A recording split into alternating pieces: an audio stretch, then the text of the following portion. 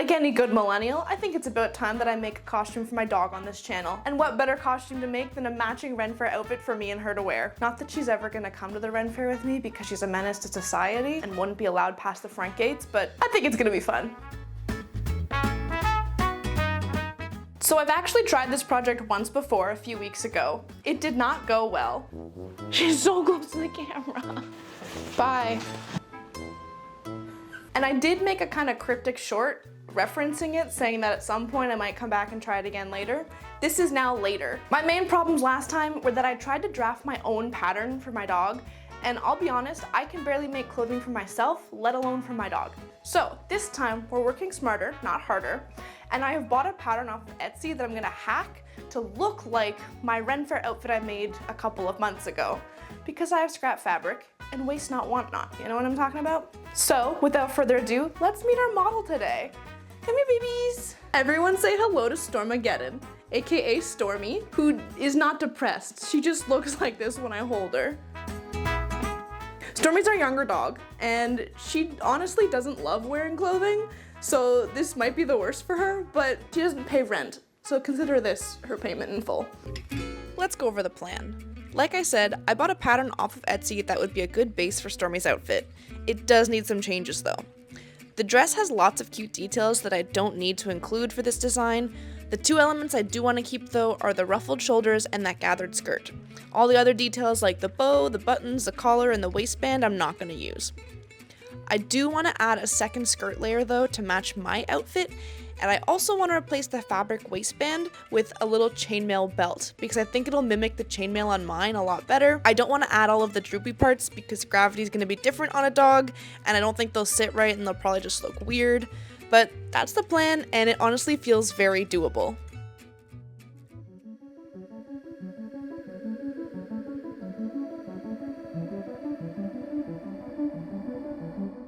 I have gone ahead and ironed my fabric because as much as this is just for a dog, I do want it to turn out somewhat nice. So what my plan here is I'm going to cut out the skirt pieces and the little shoulder ruffles, and then on top of that, the bodice part is gonna be not the canvas I used for my corset because it's really thick and I don't think it needs that much structure because this is, you know, a dog costume, but it should give the same effect and same look but be easier on my sewing machine. And I'm gonna try to keep the stripes vertical like on my dress so they match a little bit more.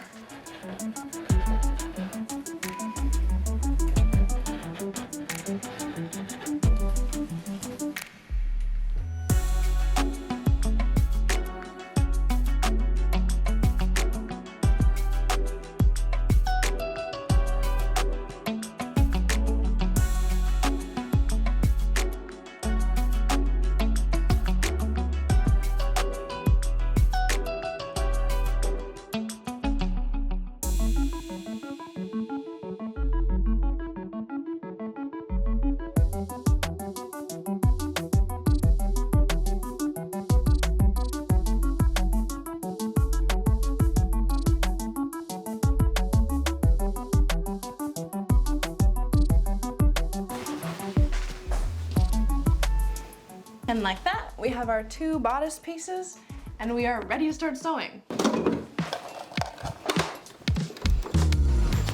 Alrighty, we have all of our pieces cut. It is now time to start sewing things, and step one is making our little sleeves.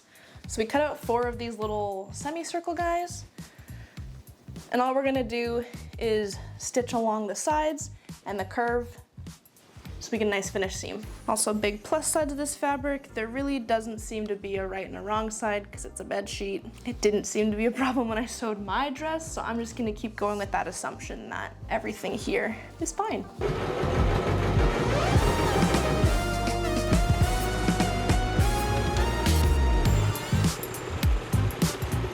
So we now have our 2 sleeves. We just have to turn them inside out.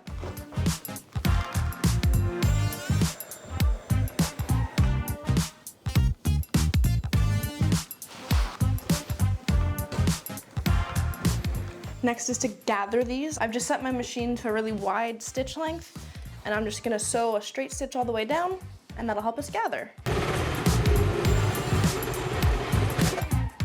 So now that we have this, I can just pull on the stitch like this.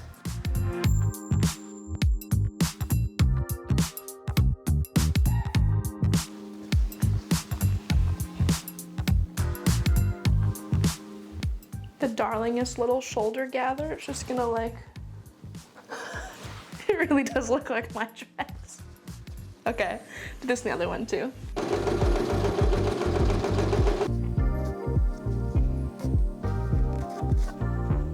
We have our two little shoulder pieces. Next we take one piece of the bodice, and I have my pattern piece, and on it there's two little notches where the shoulder ruffle is supposed to go. So I'm just gonna take my marker. Now this is a heat erasable marker, and basically where these triangles are, I'm just gonna mark.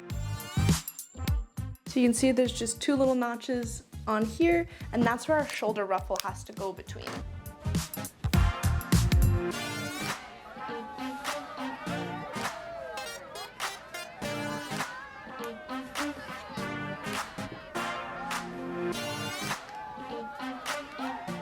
Okay, and now we're just going to stitch along this line to lock all these gathers in place.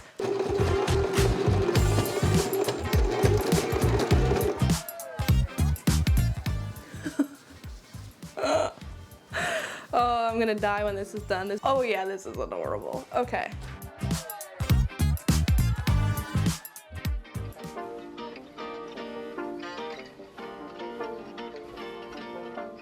I keep adjusting this, and I just need to remind myself that it's a dog costume. If the seams are not perfect, it'll be fine. I'm like really trying to line these up perfectly and get everything nice and straight. It's dog costume. We don't have to be so serious about it. Also, where I have my little marks that I've made, I've done a double pin just to make sure that I don't zone out and sew through the whole thing, because that's where our skirt piece has to go. So I don't want to sew over that before it is necessary.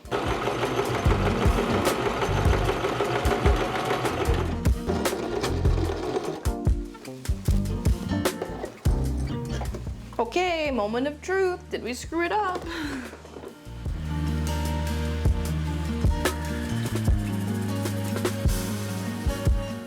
Okay, that's pretty adorable. We didn't catch it, that's all. I threw another pin on the ground. We don't have workplace safety here. That's fine. I'm gonna give everything a quick press just so we can get all our seams nice and tidy. And then we'll see what we're looking like from here.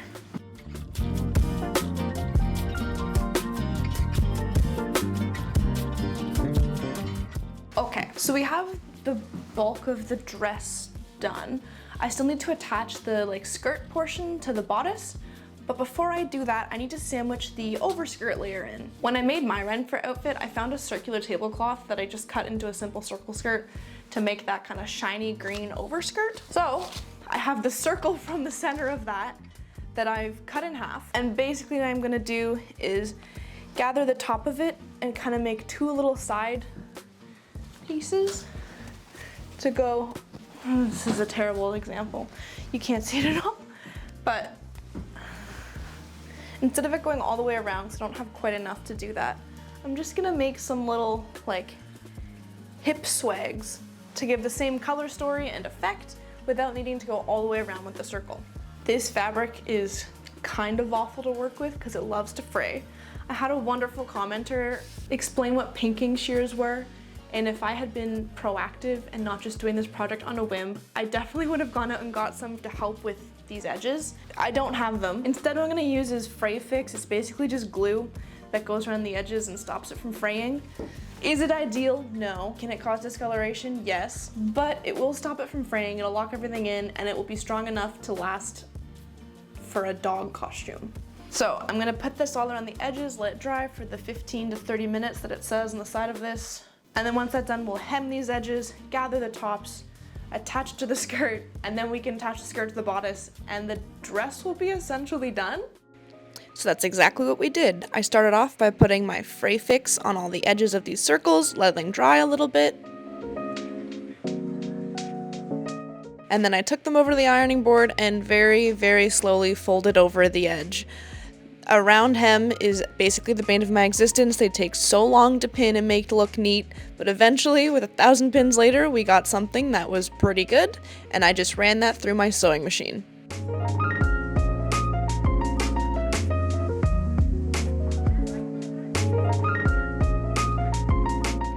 I also once again did a quick press just to help even everything out and make it nice and smooth. Okay, what I'm gonna do next is do the same sort of basting stitch I was doing to gather the rest of the skirt. That way I can gather it all and have two little droopy guys on either side. Do we see the vision? So using the exact same method that I have been for all of the other gathers in this video, I did my basting stitch and just sort of pulled everything together to make it nice and wavy. Once both pieces were done, I switched to clips because the pins were getting really tricky with all of the gathering, and just ran this through my sewing machine to lock it all in place.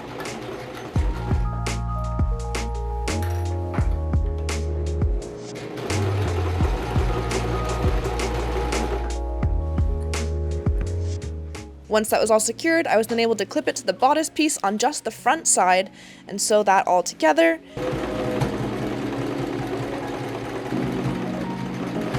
After that was done, I was able to fold all the right sides out, and the last thing I had to do was hand stitch this inside seam to clean up all the raw edges and hem the bottom of the skirt.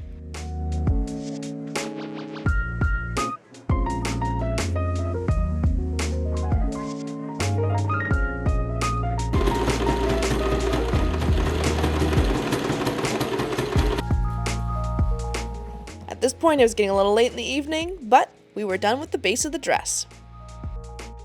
Let's make some chainmail.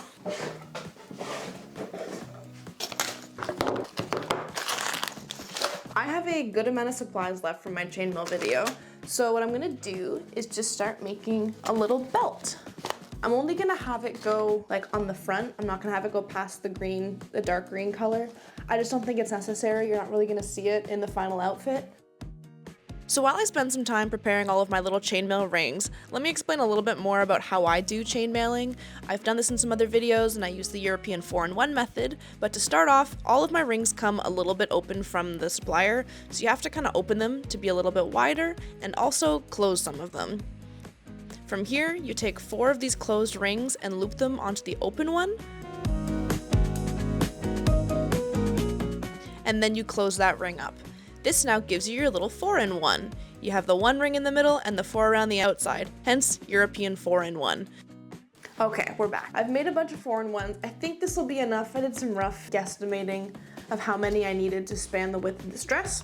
So all we're gonna do is attach these together. To actually make anything out of chainmail, you need to take your little groups of 4-in-1s and attach them together with another open ring.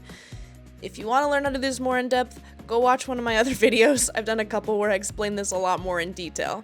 But from here, I just made my little chain of lots of 4-in-1s over and over and over again. Once it was the right size, I used my very limited amount of thread remaining to just tack it all in place and make sure it was secure enough. I definitely could have done more, but again, I only had so much thread to work with, so it'll be fine. And with that, I think it's time for the reveal.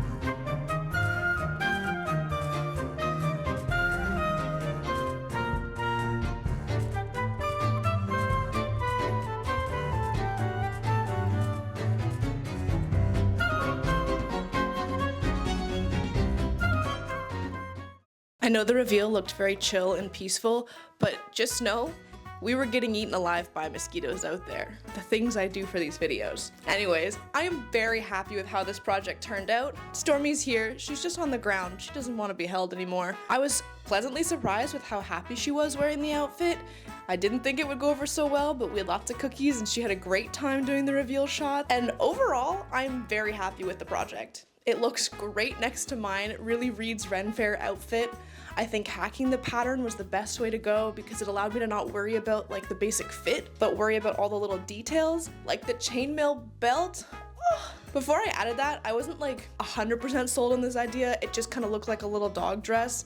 But once I added it, I was like, oh, 100%, this is a dog Ren FAIRE outfit. So I'm really glad I added that one in. And I just had a lot of fun making this project. Sometimes you gotta make a project for yourself and hope that everyone else enjoys the ride. So, if you did, consider liking or commenting. They actually really help with the performance in these videos. I don't enjoy asking you for it because it feels weird to do so, but if you liked it, I would appreciate your support. And also, I'm trying to reach 500 subscribers right now, so it seems a little far away, but with each one of you, we get there a little bit faster. And with that, I'll see you guys next time.